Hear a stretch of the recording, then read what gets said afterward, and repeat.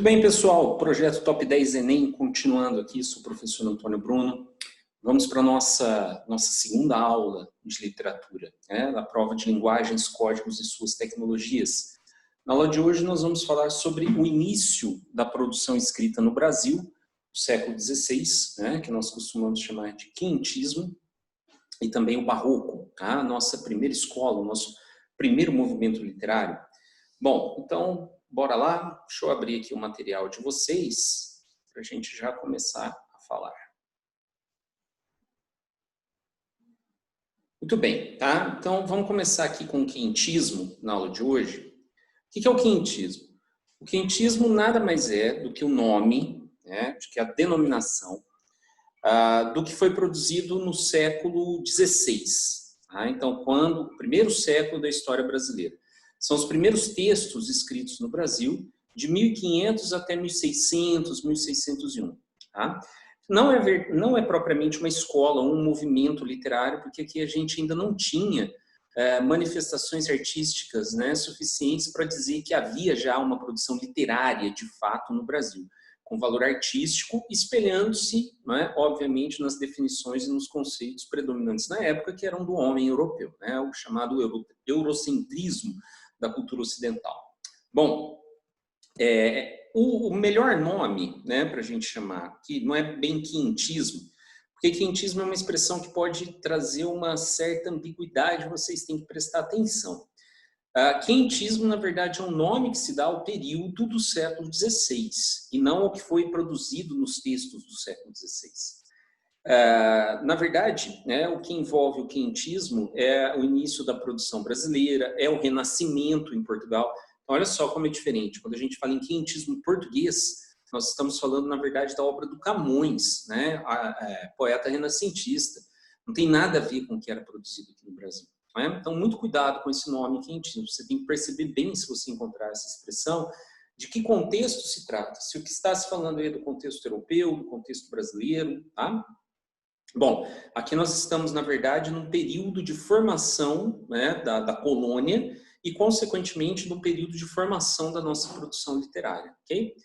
Havia produção escrita no Brasil, mas ela não pode ser considerada uma produção escrita de valor artístico propriamente, porque os textos produzidos aqui não tinham preocupações artísticas, preocupações estéticas, tá? A gente usa, então, aqui a palavra literatura naquele outro sentido, de conjunto de textos de uma determinada época, Por isso, produção quinhentista ou literatura quinhentista.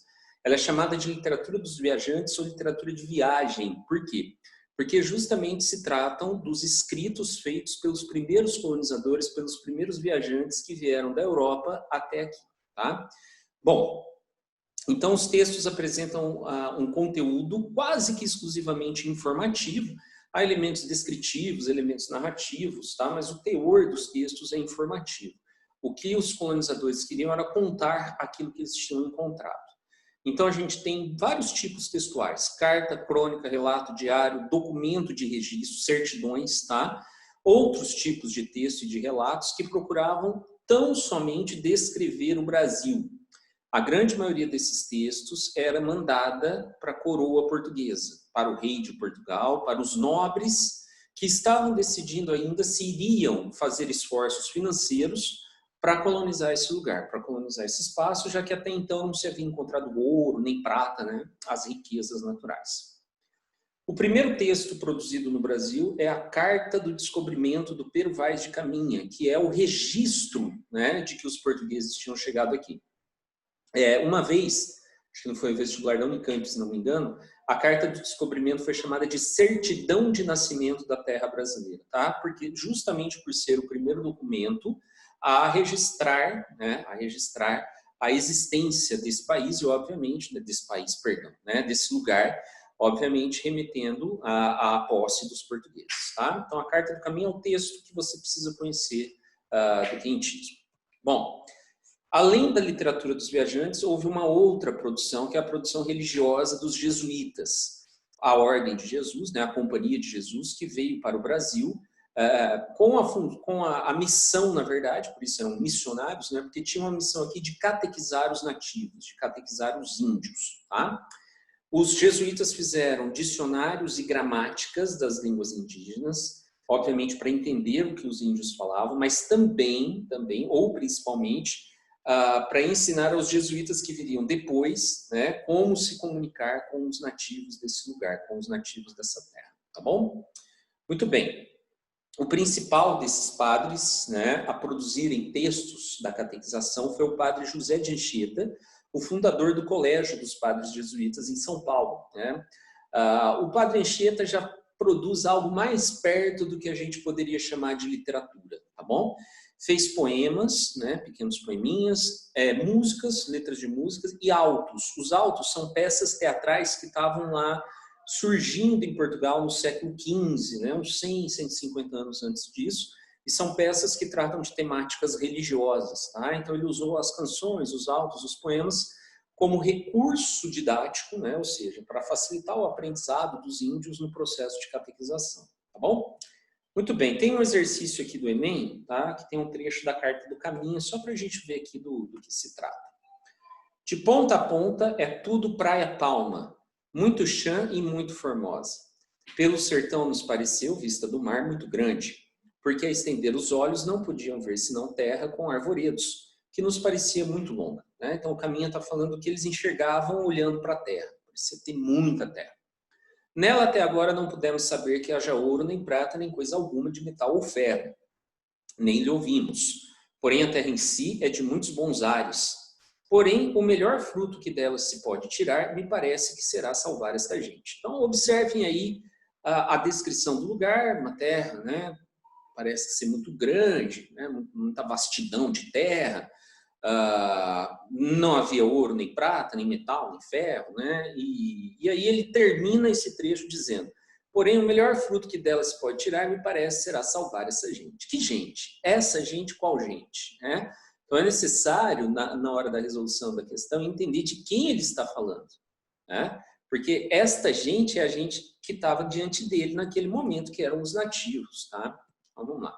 A Carta de Pero Vaz de Caminha permite entender o projeto colonizador para a nova terra. Nesse trecho, o relato enfatiza o seguinte objetivo: valorizar a catequese a ser realizada sobre os povos nativos. O que tem a ver a catequese com o que ele diz? Me parece será salvar essa gente. Ora, se não tem riqueza nenhuma, do que adianta a gente vir para cá? Aí o Caminha diz para o rei de Portugal: a gente deve, na verdade, realizar uma grande obra que é salvar esse povo. Salvar, nesse caso, é cristianizar, correto? Catequizar os nativos, catequizar os indígenas, para salvá-los de uma vida que não é cristã, correto? Então, aí que começa, né, aquela história de imposição dos valores europeus, tal, né? Porque não foi propriamente a chegada do português que impôs a vida europeia ao nativo americano, né? Na verdade, foi o processo de catequização em si, de forçá-lo, né, a aprender a língua do português, a doutriná-lo dentro dos costumes cristãos. Letra B, descrever a cultura local para enaltecer a prosperidade portuguesa.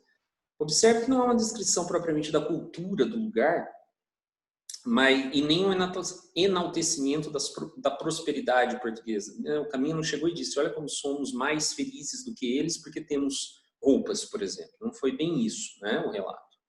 Transmitir o conhecimento dos indígenas sobre o potencial econômico existente.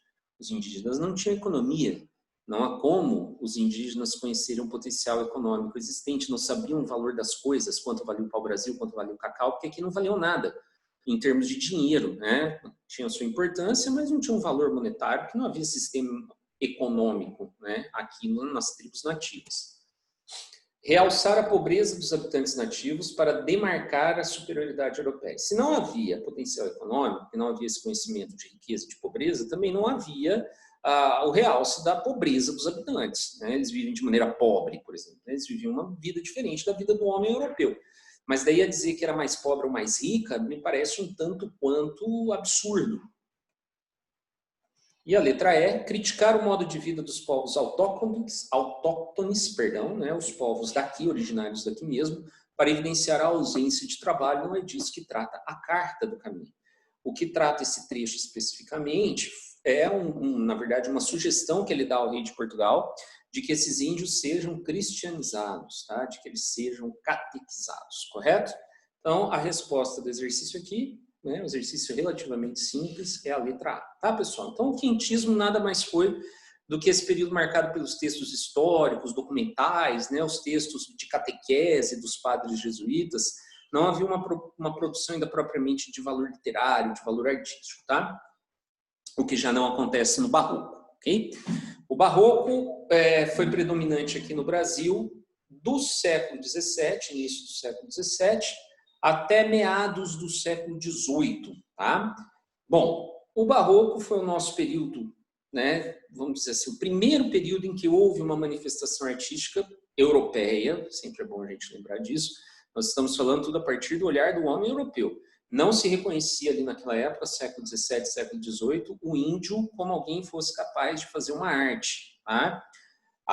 É claro que existe arte indígena, expressão artística nativa, porém, aos olhos da academia europeia, do homem europeu, né, em que predominam os valores acadêmicos, né, do conhecimento, da arte, das técnicas artísticas, o que era produzido pelo índio não poderia ser chamado de arte. É uma visão eurocêntrica, com certeza, tá?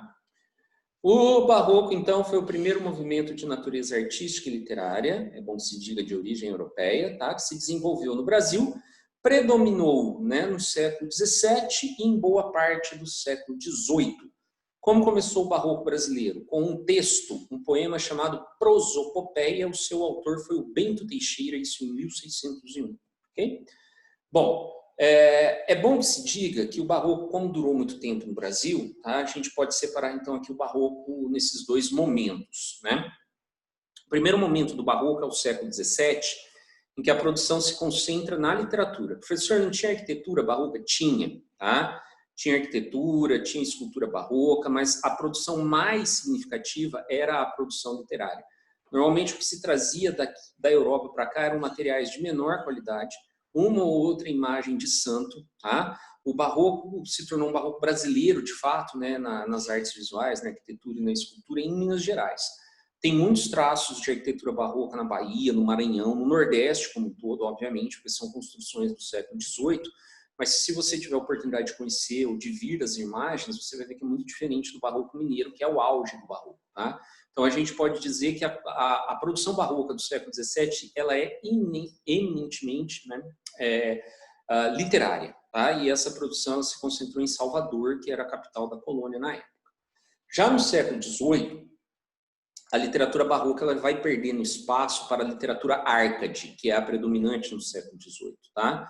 E há uma mudança no eixo econômico brasileiro, porque da cana-de-açúcar nós passamos a depender mais, né, não só, mas mais, da extração de ouro em Minas Gerais. Então, a produção barroca do século XVIII ela é mineira e ela se concentra na arquitetura e na escultura, por isso as igrejas mineiras são tão famosas, né? O Aleijadinho é tão famoso quando se fala de barroco, tá bom? Não são dois barrocos, são dois momentos do barroco em que há uma mudança, né? A produção literária perde força do século XVII para o século XVIII e a produção plástica ou visual, na verdade, ela ganha força, tá bom? Salvador, Ouro Preto, que naquela época se chamava Vila Rica, da Bahia para Minas. Muito bem.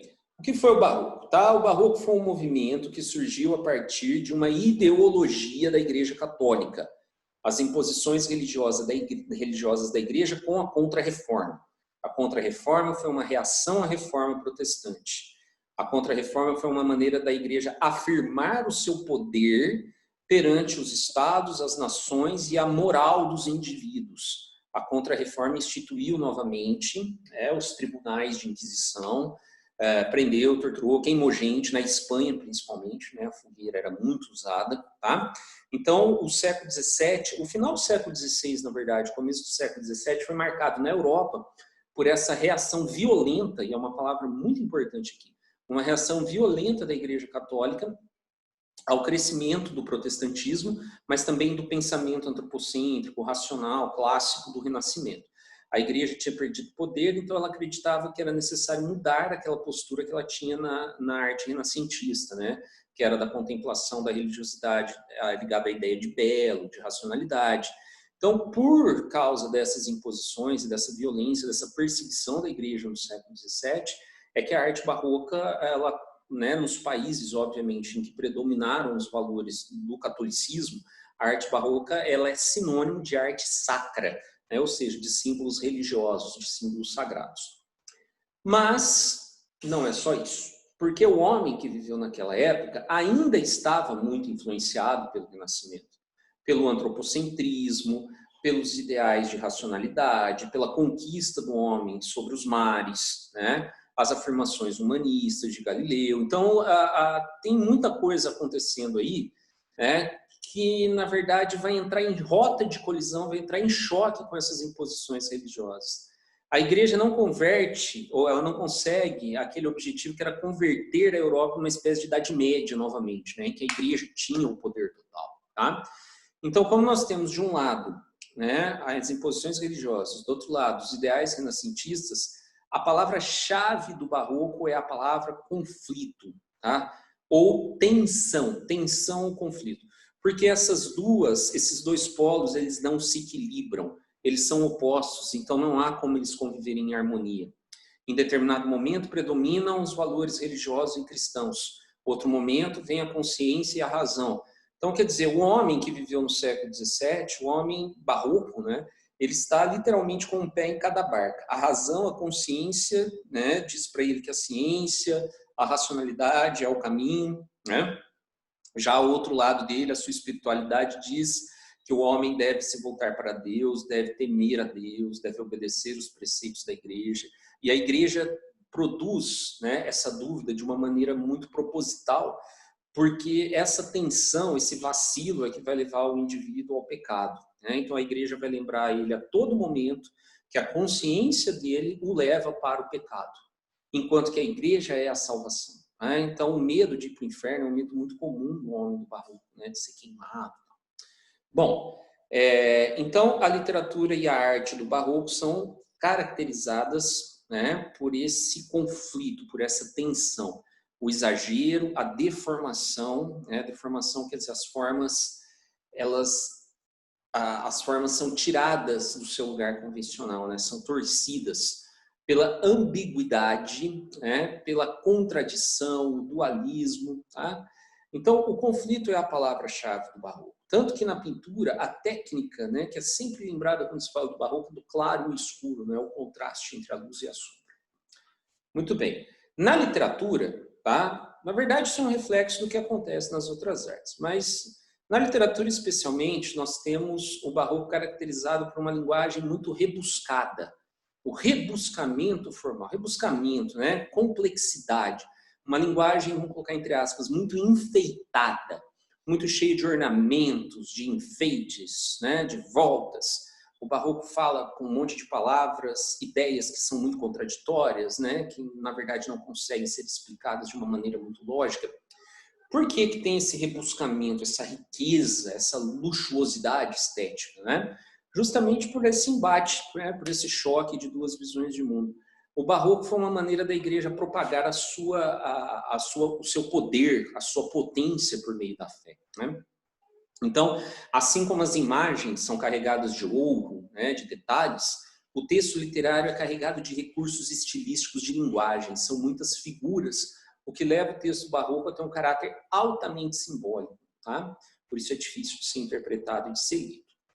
Então, tem uma recorrência muito grande de figuras de linguagem. Tá? É bom, né, quando você vai estudar barroco, você está ligado nas figuras de linguagem, apesar de não serem cobradas de maneira tão direta, não é nem o nome da figura e a definição da figura, é uma ferramenta, né, que você pode desenvolver, um conhecimento que você pode aprofundar na hora de você interpretar aí algum texto. Tá?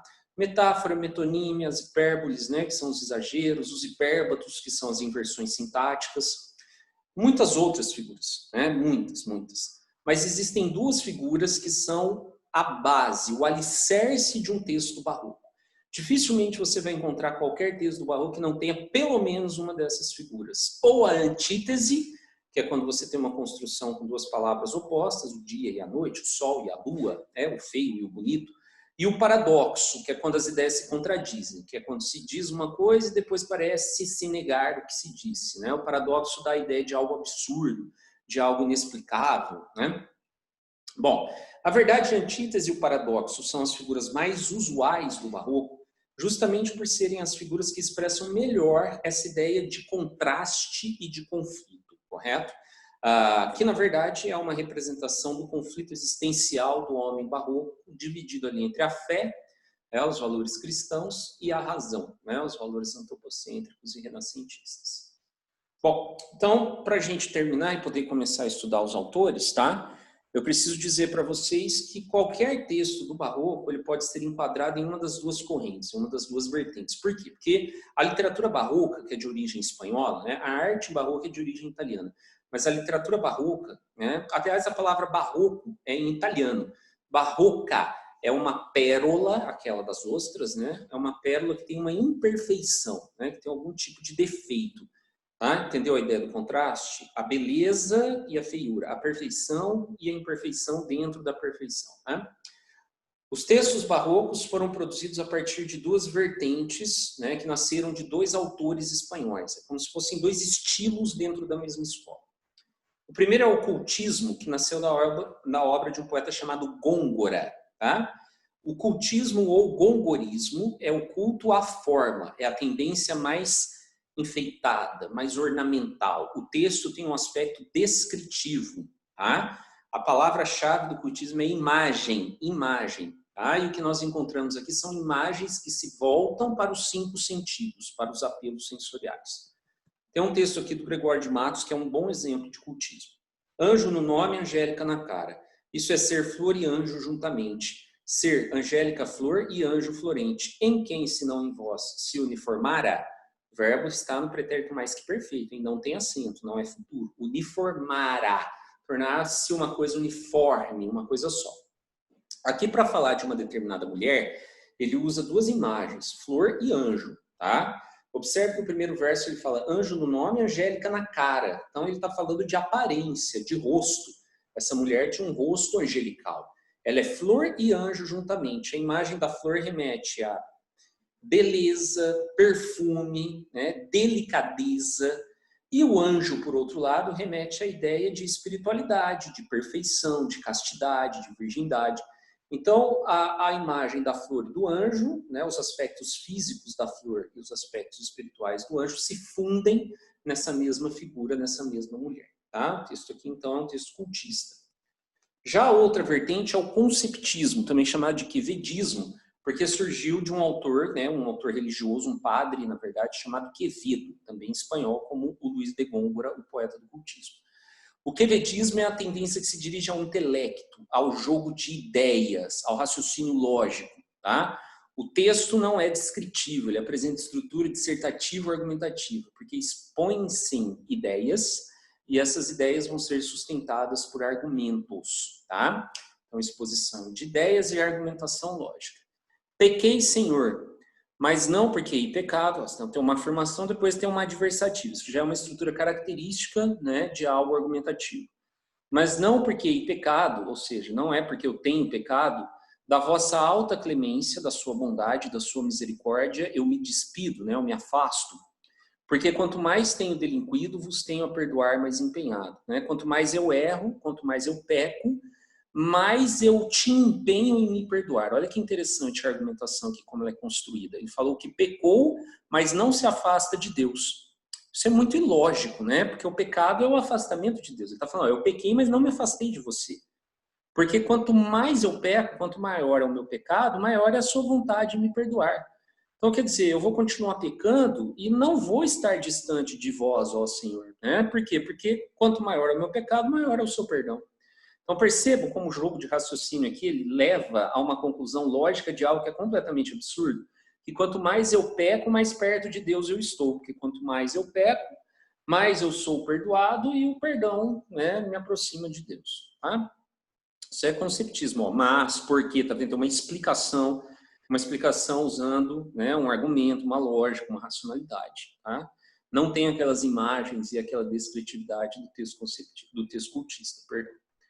Bom, vamos aos autores do Barroco. Quando nós falamos do Barroco, nós falamos de dois autores. O primeiro é o Padre Vieira.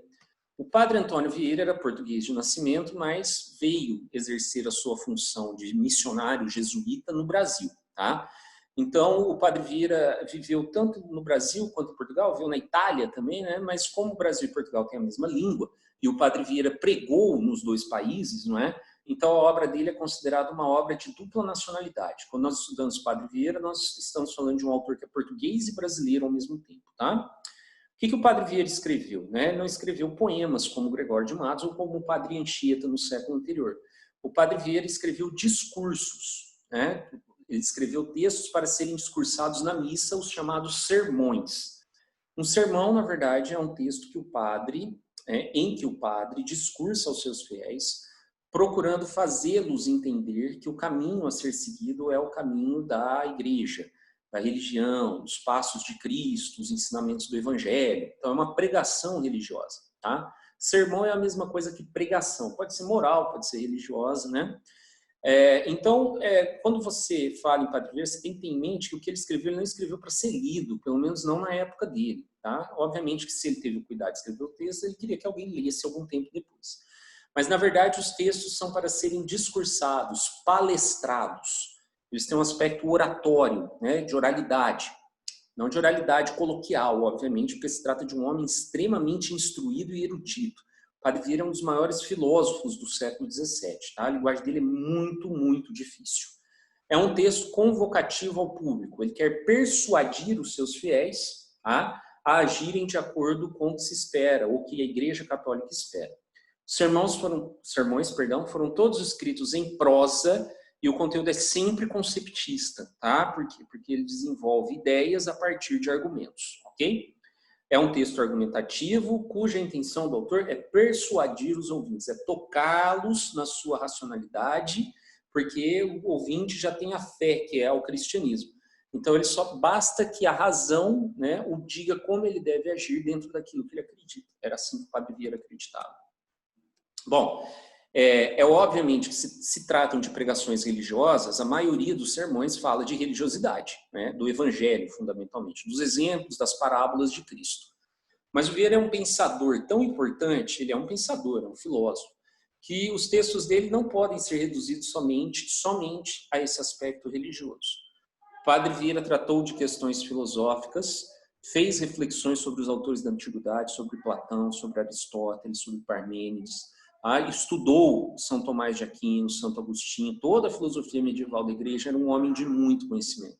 Então, em muitos textos, você tem, na verdade, ensaios filosóficos, né, em que ele fala de um determinado texto da República do Platão e faz a interpretação daquele texto, como os filósofos fazem normalmente. Mas há também questões de natureza política e social, e esses são os textos mais interessantes, tá? Padre Vieira gostava de denunciar aquilo que ele via de errado na sociedade da colônia. É bom que se diga da colônia e não da metrópole, tá?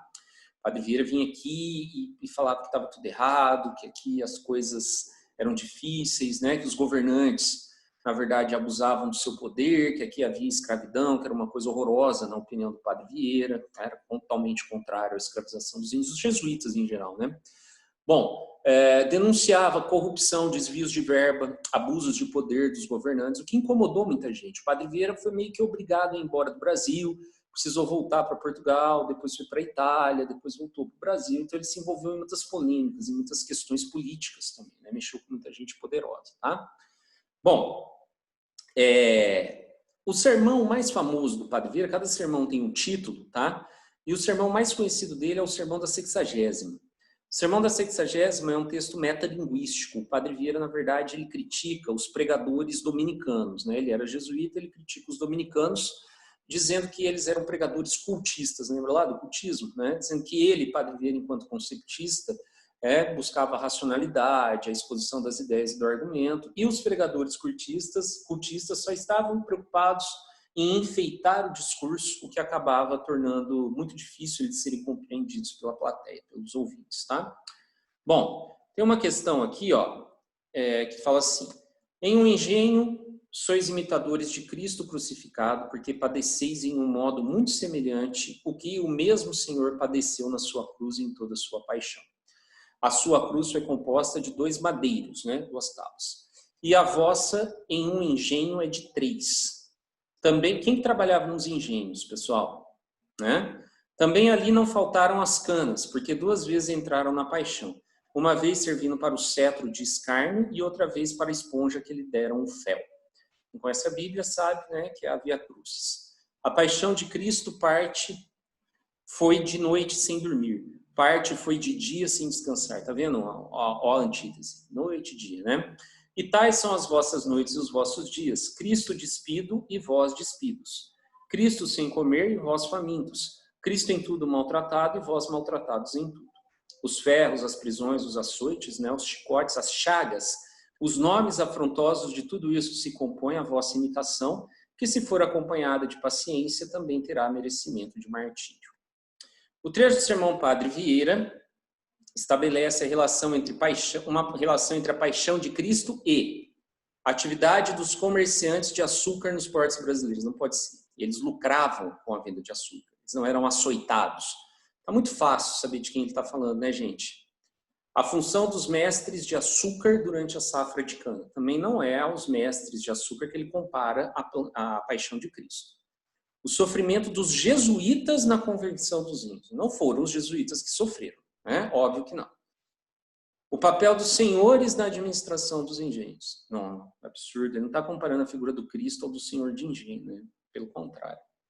O trabalho dos escravos na produção do açúcar, né? Eram eles que eram açoitados, eles foram martirizados, quase crucificados. Está vendo? As posições do Padre Vieira comiam contra, né, de muita gente poderosa. Tá? Então, a resposta correta aí, a alternativa é. Beleza? Bom, além do Padre Vieira, o outro autor importante que a gente precisa conhecer do Barroco é o Gregório de Matos. Esse é brasileiro mesmo, baiano, né? Nasceu na Bahia, também se envolveu em muitas polêmicas, em muitas questões. Passou um tempo em Angola, né, exilado, depois voltou ao Brasil, foi proibido de voltar a viver em Salvador, ele era advogado, né, passou os últimos anos da sua vida em Pernambuco. Tá? O Gregório de Matos é o nosso principal representante da poesia barroca, o Padre Vieira escreveu em prosa, tá?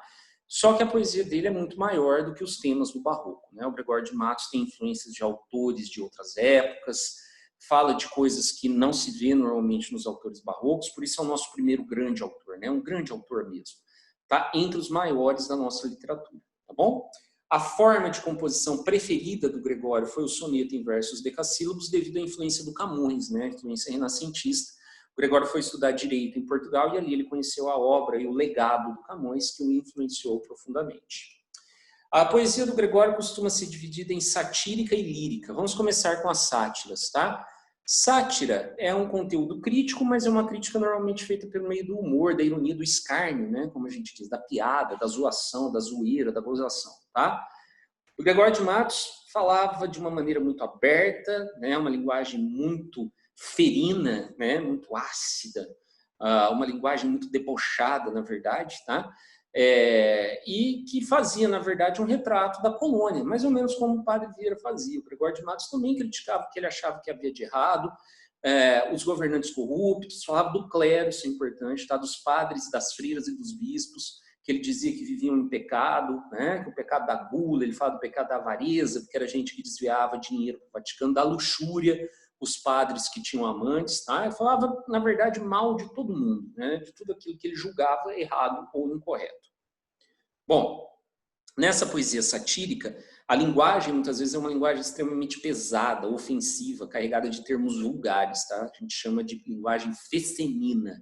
É por falar mal de tanta gente, né? E por usar uma linguagem tão, né, imoral, né, indecente, que o Gregório de Matos recebeu o apelido de Boca do Inferno, ou Boca de Brasa, né? Boca do Inferno, porque da boca dele só saíam coisas ruins, né? Só queimava, literalmente, a galera lá. Aqui um fragmento de um poema chamado Epílogos, tá? Só para você ver de como ele falava, né, do que acontecia em Salvador. Que falta nessa cidade? Verdade. Que mais por sua desonra? Honra. Falta mais que se lhe ponha? Vergonha. O demo a viver se exponha, por mais que a fama exalta, numa cidade onde falta verdade, honra, vergonha. E nos frades, a manqueira é o que te deixa manco, fraqueza, né? Freiras, dizendo que a fraqueza do frade é a freira, né? Como se os dois estivessem, né, juntos. Em que ocupam os serões, as horas livres, sermões, falar para as pessoas o que elas estão fazendo de errado. Não se ocupam em disputas, putas, né? Como palavras dissolutas, né? Palavras evidentes, palavras claras, me concluo, na verdade, que as lidas, que o trabalho todo de um frade, um padre, são freiras, sermões e putas. Né? Então veja, por que, né? Boca do Inferno? Tá aí, né? Olha que linguagem, né, direta, ofensiva, pesada. Bom, a poesia que normalmente é mais lembrada do Gregório de Matos, apesar de ultimamente ter caído mais a satírica, por isso que eu mostrei primeiro, é a poesia lírica. O Gregório de Matos não publicou livros, toda a obra dele é póstuma. Tá? Todos os poemas dele foram reunidos em obra depois da sua morte. A poesia do Gregório, a poesia lírica, né, tem uma temática bem ampla, bem variada. A primeira delas é a lírica religiosa, que é a que tem mais a ver com o barroco. Tá? É aquele exemplo que eu te dei do barroco conceitista, que ele fala do pecado e do perdão. Ele coloca em evidência a espiritualidade do homem do século XVII, que está dividido aí entre o pecado, que é inevitável por ele ser humano, então ele confessa o pecado e, consequentemente, busca uma aproximação com Deus por meio do perdão. É importante ressaltar que pecado e perdão, na verdade, não tem aqui uma relação de oposição, mas uma relação de causa e consequência. Um só existe porque o outro também existe. É a mesma relação que há entre homem e Deus, perfeição e imperfeição. Parece ser algo completamente distante, mas na verdade são duas coisas consequentes uma das outras.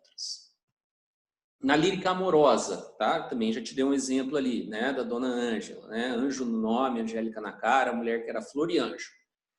Uma visão dupla, dualista, contraditória, ambígua, a gente chama isso de bifrontismo, quando você tem dois termos, né, opostos que aparecem ao mesmo tempo.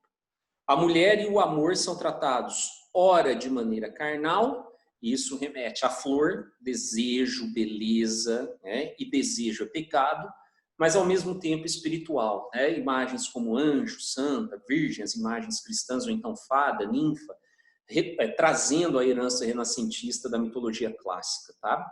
Então, na lírica amorosa, carnalidade e espiritualidade. Aqui sim a gente pode dizer que há uma certa relação de contrários, de oposição, tá?